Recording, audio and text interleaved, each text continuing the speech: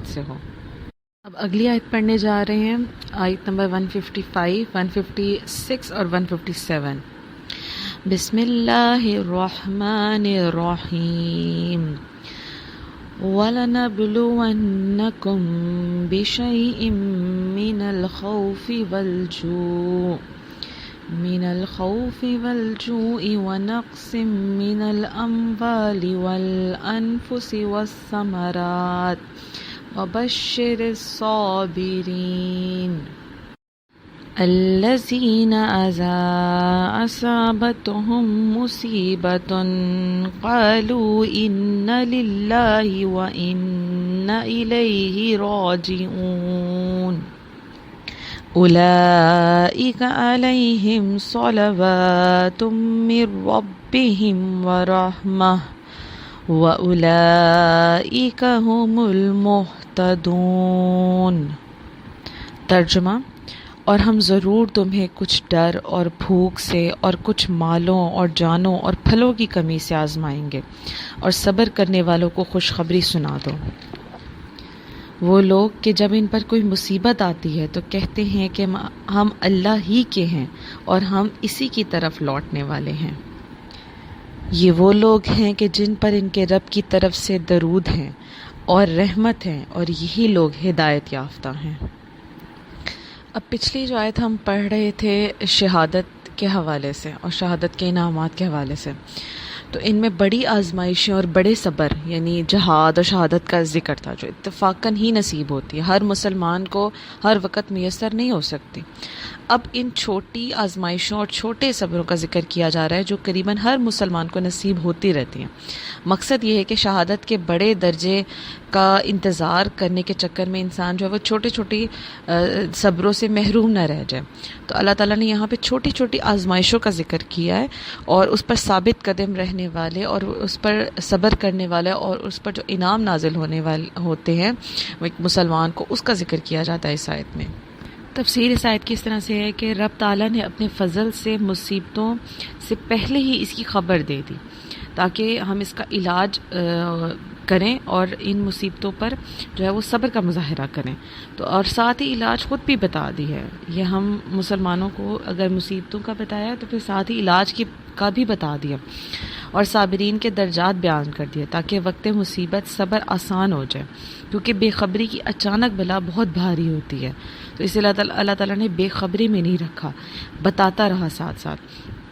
نیز اس لیے کہ کفار مصیبتوں میں مسلمانوں کا استقلال دیکھ کر اسلام کی حقانیت کا یقین کر لیں، اور اس لیے بھی کہ ابھی سے منافق اور مومن کی پہچان ہو جائے کہ منافق تو گھبرا جاتا ہے مصیبت میں اور مومن صبر کے لیے تیار ہوتا ہے۔ نیز اس لیے کہ اس میں غیب کی خبر ہو اور نبی علیہ الصلاۃ والسلام کا معجزہ، تاکہ آئندہ مصیبتیں دیکھ کر ان کا ایمان اور کامل ہو جائے کہ دیکھو جو ہمارے پیغمبر نے خبر دی وہ پوری ہو گئی ہے۔ غرض یہ کہ سدھا وجوہات سے مسلمانوں کو پہلے سے اللہ پاک نے اطلاع دے دی کہ اے مسلمانوں، چونکہ تم بہترین امت ہو اور بڑوں کا امتحان بھی بڑا ہوتا ہے، اسی لیے کئی مضمونوں میں ہم تمہارا امتحان بھی لیتے رہیں گے، کبھی دشمن کے خوف سے، کبھی قحط سالی سے، کبھی تمہارے مالوں کا نقصان کر کے، کبھی تمہارے اہل قرابت اور دوست احباب کو قتل کرا کے، اور کبھی تمہارے باغات اور کھیتوں کے پھل کم کر کے تمہیں آزمائے گا۔ امام شافعی رحمۃ اللہ علیہ فرماتے ہیں کہ یہاں خوف سے اللہ کا ڈر، بھوک سے رمضان کے روزے، اور مالوں کی کمی سے زکوٰۃ صدقات دینا، جانوں کی کمی سے بیماریوں کے ذریعے موتیں ہونا، اور پھلوں کی کمی سے اولاد کا مرہ مراد ہے، کیونکہ اولاد بھی دل کا پھل ہوتی ہے، یعنی کہ اللہ تعالیٰ ان چیزوں سے انسان کو آزماتا ہے۔ تو اے نبی صلی اللہ علیہ وآلہ وسلم، آپ ان صابرین کو جو مصیبت کے وقت زبان اور عمل سے انا للہ کہتے ہیں، یعنی میرا تو سب کچھ میرے رب کا ہی ہے، اور اگر وہ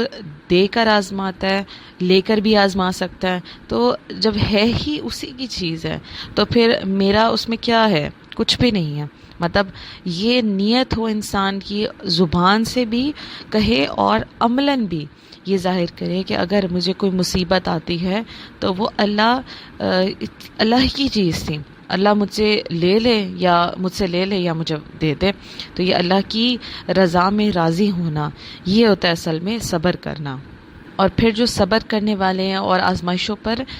پورا اترنے والے ہیں، تو پھر ان کے لیے اللہ پاک نے انعامات کی ذکر بھی فرما دیا انہی آیات میں، کہ 3 انعامات کی خوشخبریاں دے دیں. پہلا یہ کہ ان پر رب تعالیٰ کی خاص عنایات ہے. دوسرا یہ کہ وہ عام رحمت سے بھی مستفیض ہیں، عام رحمتیں بھی ان کو ملتی رہیں گی. اور تیسرا یہ کہ وہ دنیا اور آخرت میں ہر طرح کی ہدایت پر ہیں. اب یاد رہے کہ زندگی میں قدم قدم پر انسان کے اوپر آزمائشیں آتی ہیں. اللہ تعالیٰ اپنے بندوں کو کبھی مرض سے، کبھی جان اور مال کی کمی سے، کبھی دشمن کے ڈر خوف سے، کبھی کسی نقصان سے، کبھی آفات و بلیات سے، اور کبھی نت نئے فتنوں سے آزماتا ہے. اور راہ دین اور تبلیغ دین تو خصوصاً وہ راستہ ہے کہ جس میں قدم قدم پر آزمائشیں آتی ہیں، اور اسی سے فرما بردار اور نافرمان محبت میں سچے اور محبت کی صرف دعوے کرنے والوں کے درمیان فرق ہو جاتا ہے. حضرت نوح علیہ السلام پر اکثر قوم کا ایمان نہ لانا یہ کتنی بڑی آزمائش تھی کہ 900 سال سے بھی زیادہ انہوں نے تبلیغ فرمائی، لیکن 100 سے بھی کم لوگ جو تھے وہ ان کے دین کو قبول کرنے والوں میں تھے جو ان کے ساتھ شامل ہوئے. یہ بہت بہت بڑی آزمائش ہے. پھر حضرت ابراہیم علیہ السلام کہ ان کا آگ میں ڈالا جانا، فرزند کو قربان کرنا، حضرت ایوب علیہ السلام کو بیماری میں مبتلا کیا جانا، ان کی اولاد اور اموال کو ختم کر دیا جانا، حضرت موسیٰ علیہ السلام کا مصر سے مدین جانا، مصر سے ہجرت کرنا، حضرت عیسیٰ علیہ السلام کا ستایا جانا اور انبیاء کرام کا شہید کیا جانا، یہ سب آزمائشیں اور صبر ہی کی مثالیں ہیں. اور ان مقدس ہستیوں کی آزمائشیں اور صبر ہر مسلمان کے لیے ایک نمونے کی حیثیت رکھتی ہیں. لہٰذا ہر مسلمان کو چاہیے کہ اسے جب بھی کوئی مصیبت آئے، وہ کسی تکلیف یا اذیت میں مبتلا ہو، تو صبر کرے اور اللہ تعالیٰ کی رضا پر راضی رہے اور بے صبری کا مظاہرہ نہ کرے. اور اکثر احادیث میں مسلمانوں پر مصیبت آنے کا جو ثواب بیان کیا جاتا ہے، ان میں سے چند احادیث ہی ہیں. چنانچہ حضرت ابو ہریرہ رضی اللہ تعالیٰ عنہ سے روایت ہے کہ رسول اکرم صلی اللہ علیہ وآلہ وسلم نے ارشاد فرمایا کہ اللہ تعالیٰ جس کے ساتھ بھلائی کا ارادہ فرماتا ہے تو اسے تکلیف میں مبتلا کر دیتا ہے. یعنی کسی تکلیف کا آنا یہ اللہ کی طرف سے بھلائی کا ارادہ ہونا ہوتا ہے کہ اللہ پاک انسان پر جو ہے وہ بھلائی کا ارادہ کرتا ہے. اب جو انسان اس پر ثابت قدم رہے، صبر کا مظاہرہ کرے، راضی بار رضا رہے، تو پھر وہ بھلائی ہی رہے گی. لیکن اگر وہ تکلیف میں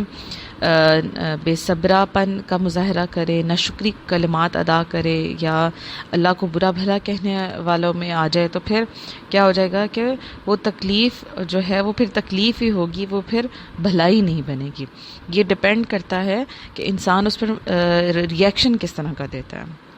پھر نبی کریم صلی اللہ علیہ وآلہ وسلم کی ایک اور حدیث مبارک ہے، بخاری شریف کی حدیث ہے. حضور فرماتے ہیں کہ مسلمان کو جو تکلیف، رنج، ملال اور اذیت اور غم پہنچتے ہیں، یہاں تک کہ اس کے پیر میں کوئی کانٹا بھی چبھ جائے، تو اللہ تعالیٰ اس کے سبب اس کے گناہوں کو مٹا دیتا ہے. جتنی بڑی تکلیف ہوگی اتنے بڑے گناہ جو ہے وہ انسان کے نامہ اعمال سے مٹا دیے جاتے ہیں. تو اس سے بڑی کیا اللہ پاک کا انعام کیا ہوتا ہے. بعض اوقات اللہ تعالیٰ کسی مصیبت میں اس لیے بھی انسان کو ڈالتا ہے، کسی پریشانی میں، کسی تکلیف میں، کہ اللہ پاک چاہتا ہے کہ میرے بندے کے نامہ اعمال سے گناہ مٹا جائے، تاکہ اللہ پاک یہ چھوٹی چھوٹی آزمائشیں جو دنیا میں ہم فیس کرتے ہیں، ہمیں جن کا سامنا کرنا پڑتا ہے، اللہ پاک یہ چاہتا ہے کہ دنیا میں انسان چھوٹی چھوٹی آزمائشوں سے گزر جائے میرا بندہ، اور آخرت میں جو ہے وہ بڑی تکلیف سے، بڑی پریشانی سے اسے نجات حاصل ہو جائے. پھر ترمذی شریف کی حدیث ہے کہ حضرت جابر رضی اللہ تعالیٰ عنہ سے روایت ہے کہ حضور فرماتے ہیں کہ قیامت کے دن جب مصیبت زدہ لوگوں کو ثواب دیا جا رہا ہوگا تو آرام اور سکون والے تمنا کریں گے کہ کاش دنیا میں ان کی کھالیں کینچیوں سے کاٹ دی گئی ہوتی، یعنی دنیا میں ان کو تکلیفیں دی جا رہی ہوتی، اور اس ٹائم جو آرام سکون ہے اس کے بدلے ان کو تکلیف آتی، تو پھر اب قیامت کے روز جو ہے وہ اجر و ثواب اللہ پاک اس کے عوض عطا فرماتا. اللہ تعالی ہمیں بھی توفیق عطا فرمائے کہ ہم صبر کرنے والوں میں شمار ہو جائیں. آیت نمبر 158 اب پڑھنے جا رہے ہیں. بسم اللہ الرحمن الرحیم. ان الصفا والمروۃ من شعائر اللہ فمن حج البیت او اعتمر فلا جناح علیہ ان یطوف بہما ومن تطوع خیرا فإن اللہ شاکر علیم۔ ترجمہ: بے شک صفا اور مروہ اللہ کی نشانیوں میں سے ہیں، تو جو اس گھر کا حج یا عمرہ کرے اس پر کچھ گناہ نہیں کہ ان دونوں کے چکر لگائے، اور جو کوئی اپنی طرف سے بھلائی کرے تو بے شک اللہ نیکی کا بدلہ دینے والا خبردار ہے۔ شان نزول اس آیت کا اس طرح سے ہے کہ پچھلے زمانے میں ایک شخص تھا اصاف اور ایک عورت تھی نائلہ۔ انہوں نے خانہ کعبہ میں ایک دوسرے کو بدنیتی سے ہاتھ لگایا۔ عذاب الہی سے یہ دونوں پتھر کے ہو گئے، اور عبرت کے لیے اصاف کو صفا پہاڑ پر رکھ دیا گیا اور نائلہ کو مروہ پر، تاکہ لوگ انہیں دیکھ کر یہاں گناہ کے خیال سے بھی بچیں۔ کچھ زمانے بعد جب جہالت کا زور ہو گیا تو لوگوں نے ان کی پرستش شروع کر دی کہ جب صفا اور مروہ کے درمیان دوڑتے تو تعظیم کے ارادے سے انہیں بھی چھو لیتے۔ مسلمانوں کو صفا اور مروہ کے درمیان دوڑنا ناپسند ہو گیا، کیونکہ اس میں بت پرستوں اور بت پرستی سے مشابہت تھی۔ تب یہ آیت کریمہ نازل ہوئی جس میں مسلمانوں کو تسلی دی گئی کہ تمہارا یہ کام اللہ کی رضا کے لیے ہے، یہ کوئی بت پرستی کے لیے نہیں ہے، لہٰذا صفا اور مروہ کے چکر لگانا اس میں تم پر کوئی گناہ نہیں ہے بلکہ الٹا ثواب ہی ہے۔ بعض مفسرین نے یہ بھی فرمایا ہے کہ یہود و نصارہ نے مسلمانوں پر اعتراض کیا تھا کہ تم توحید کا دعویٰ کر کے بت پرستی کرتے ہو، یعنی کہ پتھروں کے درمیان چکر لگاتے ہو، تو اس کے جواب میں یہ آیت کریمہ نازل ہوئی۔ ہو سکتا ہے کہ اہل کتاب نے بھی اعتراض کیا ہو اور مسلمانوں کے دل میں شک آ گیا ہو، اس وجہ سے اللہ پاک نے پھر یہ آیت کریمہ نازل فرمائی اور جس میں صفا اور مروہ کو اللہ کی نشانیوں میں سے فرما دیا۔ شاعر اللہ تفسیر اس آیت کی ہے کہ اے مسلمانوں، تم صفا اور مروہ کے درمیان دوڑنے سے اس لیے نہ ڈرو کہ اس میں مشرکین کی مشابہت یا بت پرستی کا شائبہ ہے۔ ان کفار نے تو بعد میں وہاں بت پرستی شروع کر دی تھی۔ یہ پہاڑ شروع ہی سے اللہ کی نشانیوں میں سے ہے، جس سے تمہارے بڑوں کی قربانیوں کی یادگاریں قائم ہیں، اور یہاں بہت سے دینی کام ہوتے رہے ہیں۔ ان کی عزت اور عظمت ذاتی ہے۔ خاص خانہ کعبہ میں بھی بت رہے ہیں، بت کفار نے رکھے ہوئے تھے اور پھر انہی کے گرد چکر لگاتے تھے، مطلب وہ تو بت پرستی کی نیت سے طواف کرتے تھے، لیکن جو مسلمان ہے وہ اس نیت سے کہ ہم اللہ کے گھر کا طواف کریں، اور بیت اللہ بت خانہ نہیں بنا رہا، جو بت رکھنے کے باوجود بھی وہ بت خانہ نہیں کہلایا، وہ اللہ کا گھر ہی کہلایا۔ لہٰذا اللہ پاک فرماتا ہے کہ ہم تمہیں آگاہ کرتے ہیں کہ جو بھی بیت اللہ کا حج یا عمرہ کرے ان دونوں پہاڑوں کے درمیان دوڑنے میں اس پر کوئی گناہ نہیں ہے، کیونکہ وہ اللہ کی رضا کے لیے کر رہا ہے، نہ کہ پوجنے کی نیت سے، نہ عبادت کی نیت سے، اور مطلب پتھر کی عبادت کی نیت سے نہیں کر رہا، جبکہ وہ اللہ کی رضا کے لیے اللہ کی عبادت کی نیت سے کر رہا ہے۔ اور رب کا یہ دستور ہے کہ جو کوئی نیت خیر سے کوئی بھی اچھا کام کرے تو اس سے اچھا صلہ ضرور عطا فرماتا ہے۔ ایسے ہی تمہارا یہ صحیح کرنا، یعنی صفا اور مروہ کے درمیان چکر لگانا، یہ بے فائدہ نہیں جائے گا بلکہ اللہ تمہیں اس کا اجر و ثواب ہی عطا فرمائے گا۔ فائدے جو اس آیت سے حاصل ہوئے کہ صفا اور مروہ کے درمیان دوڑنا حج اور عمرے میں واجب ہے، اور حضور نے ہمیشہ اس پر عمل فرمایا ہے۔ پھر دوسری بات یہ ہے کہ اگر معظم جگہ میں کچھ خرابیاں پیدا ہو جائیں تو اس سے اس جگہ کی عزت نہیں گھٹتی اور نہ ہی اس جگہ کو مٹایا جاتا ہے۔ لہٰذا بزرگان دین کے مزارات یا عرس پہ جو ناجائز کام ہوتے ہیں وہاں پہ، جیسے ڈھول دھماکہ یا اس طرح کے جو غلط غیر شرعی کام ہوتے ہیں، تو اس سے تو بزرگان دین نے خود منع فرمایا ہے۔ تو ان غلط لوگوں کی وجہ سے، غلط چیزوں کی وجہ سے صاحب مزار کو غلط نہیں کہہ دینا چاہیے۔ جیسے کہ اسلام نے بت پرستی کی وجہ سے خانہ کعبہ یا صفا اور مروہ کو نہیں مٹایا، ہاں کوشش کرو کہ وہاں سے ناجائز چیزیں ختم کی جا سکیں، جیسے کہ حضور صلی اللہ علیہ وسلم نے فتح مکہ فرما کر صفا اور مروہ بلکہ خود بیت اللہ شریف سے بت سارے کے سارے نکال دیے تھے۔ اگر اب جس طرح حکم یہ ہے کہ اگر مسجد میں کتا آ جائے تو کیا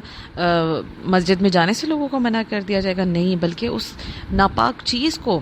مسجد سے نکالا جائے گا نا۔ تو یہی حکم ہوتا ہے کہ جو غلط، اگر کسی اچھی جگہ پر کوئی غلط کام ہو رہا ہے تو اس غلط کام کو روکے، بجائے یہ کہ اس اچھی جگہ کو بھی بند کرا دیا جائے۔